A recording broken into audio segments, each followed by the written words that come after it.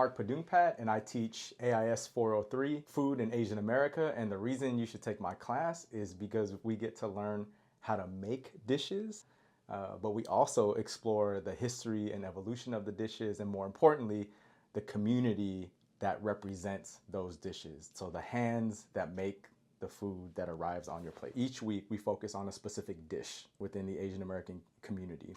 And then we learn about that dish, we learn how to make that dish, and then we learn about the larger history, origins, and evolution of the dish. The fact that we take field trips and that they get to go experience the dishes and the cuisine that we learn about in class, I think it's really important. As an academic, teaching a class on food can make things really boring.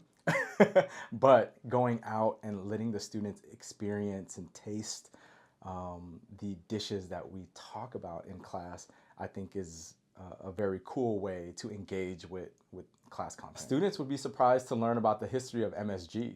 And MSG has become associated in the last couple of decades with Chinese restaurants as something that is negative, or that it can have a negative impact on public health, and it can lead to problems for the eater. I think they'd be surprised to learn that MSG as a flavor enhancer is relatively safe, and that it has been used for 100 years in the United States, and not just in Chinese restaurants. This is a course about human connection, right? This is a course about understanding the complexity of who we are as human beings and telling a broader story about the human condition.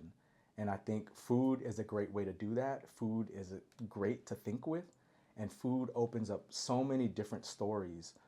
That's not just about Asian Americans. I think that's the most important thing, right? It's not just about that group of people and that community and their relationship to food, but it's about all of us in American society.